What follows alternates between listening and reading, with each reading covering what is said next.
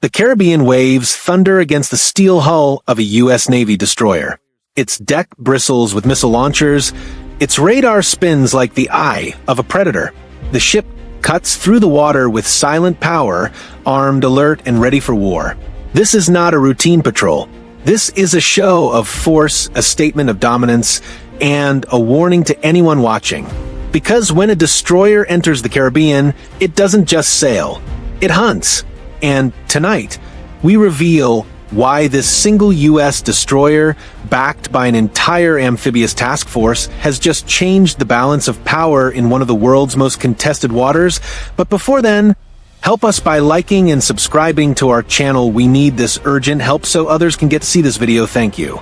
The Arleigh Burke class destroyer is more than just a ship, it's a fortress at sea.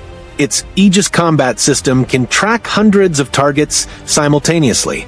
Its vertical launch cells can fire Tomahawk crews, missiles capable of striking targets hundreds of miles inland. Its SM-6 interceptors can shoot down incoming aircraft, drones, and even ballistic missiles. On its deck, helicopters stand ready, armed with torpedoes for submarine hunting and machine guns for close-range strikes. Below deck, the crew moves with precision, every sailor trained for high-speed combat. This ship is not built to cruise. It is built to dominate air, sea, and even land. And yet the destroyer is not alone. Behind it follows a marine-packed amphibious-ready group, an assault ship bristling with helicopters, landing craft, and hundreds of battle-ready Marines. Together, they form a spearhead capable of striking any coastline in the Caribbean within hours. The Caribbean is no calm paradise. It is a battlefield of narrow waters, island chains, and hidden dangers. Here, the destroyer must maneuver through shallow passages, unpredictable weather, and skies that can turn hostile in seconds. Enemy submarines could be lurking in the depths. Fast attack boats could appear on the horizon. Drones could swarm the skies overhead. For the U.S. Navy, every nautical mile here is contested. Every movement is tracked. Every shadow could be a threat. The destroyer's sonar pulses through the ocean, searching for submarines. Its radar scans the skies, locking onto potential intruders. Its crew remains on hair-trigger alert, because one mistake, one hesitation, could mean disaster. And in these waters, disaster doesn't come slowly. It comes in the form of a missile screaming across the sky, or a torpedo racing silently beneath the waves. Imagine this. In less than a minute, this destroyer can unleash a storm of missiles that could flatten targets hundreds of miles away. The Tomahawk cruise missile, a weapon of precision and devastation. Flying low, hugging the terrain, striking targets with pinpoint accuracy.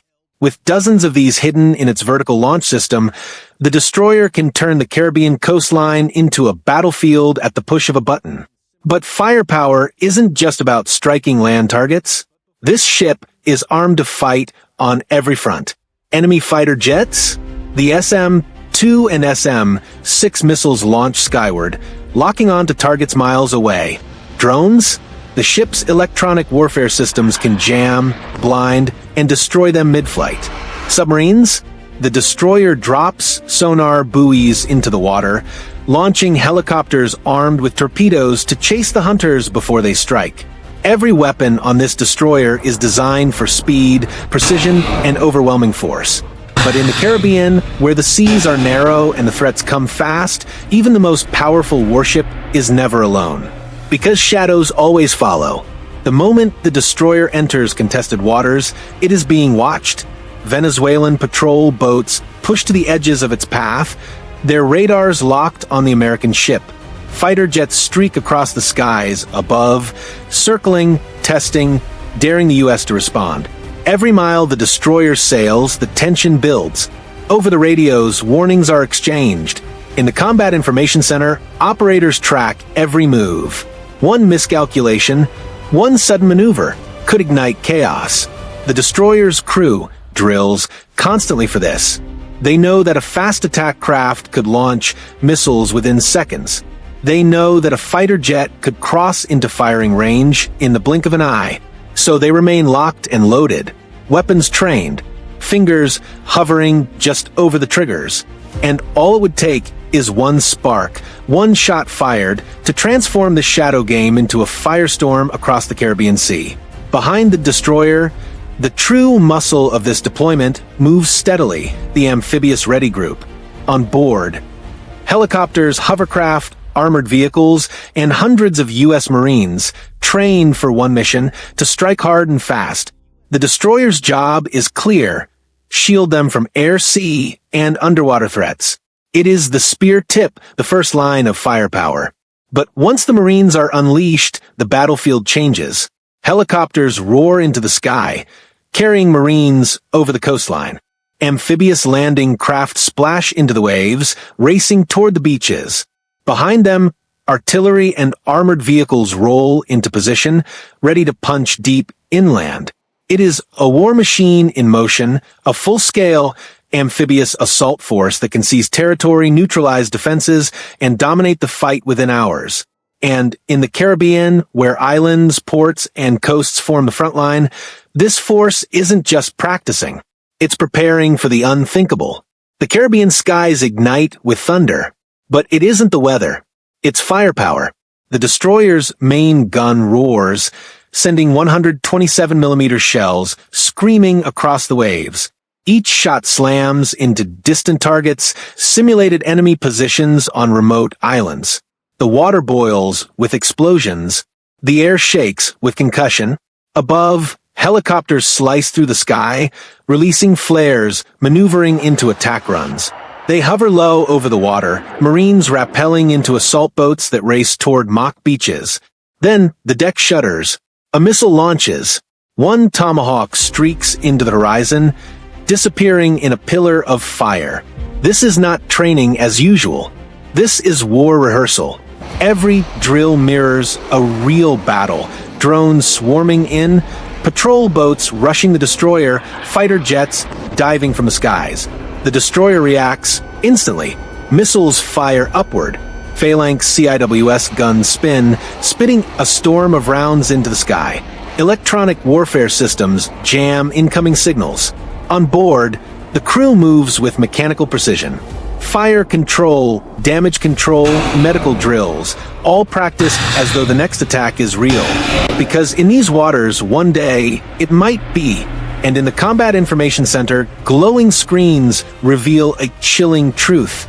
Every simulated strike, every drill has a real-world target. A target that could be hit for real if the order is ever given.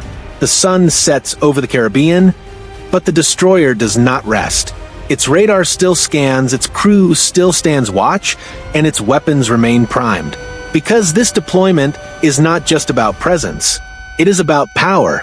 It is about showing that one warship, backed by Marines and firepower, can hold an entire region in check. The sea is calm, but the tension is electric. Every shadow on the horizon could be hostile.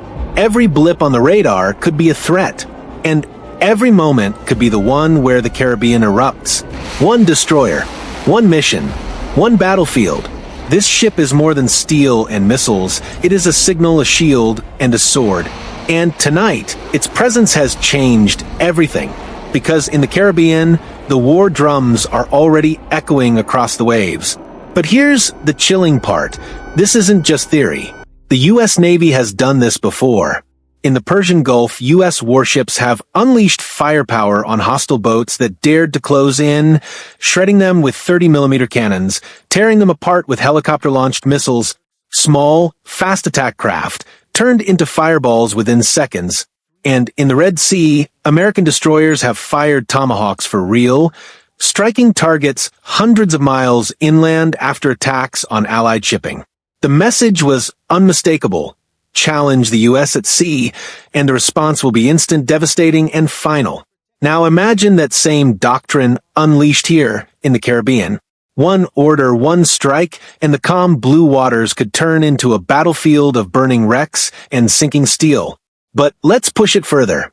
What if, right now, a hostile flotilla surged out of the shadows in the Caribbean? Dozens of fast attack boats racing toward the destroyer, engines screaming, weapons mounted, swarming from every direction. The destroyer's radar lights up. Alarms blare. Within seconds, its crew moves like a machine built for war. The first warning shot cracks across the waves. The boats don't stop. They charge harder. Then it begins. The Phalanx CIWS unleashes. A hurricane of metal shredding the lead boats. Helicopters roar overhead. Hellfire missiles streaking into the swarm. The destroyer pivots, its 127mm cannon booming, each round tearing the sea apart, flipping boats into burning wreckage. Within minutes, the horizon is littered with fire and twisted steel. The water itself seems to burn. And the message? Crystal clear.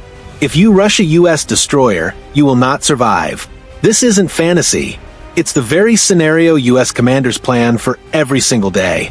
And out here in the Caribbean, one miscalculation could make this what-if explode into reality. This is the kind of firepower that can change an entire region overnight. But this was just one destroyer. Imagine what happens when a full U.S. carrier strike group sails into the Caribbean. Would the region ever be the same again?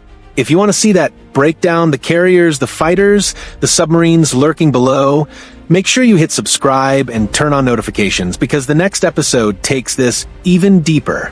And tell us in the comments, do you think one U.S. destroyer alone is enough to dominate the Caribbean, or would it take the full might of the Navy to lock it down? This is Battle Vault, where war is studied, power is measured, and the battlefield is never far away. Stay tuned.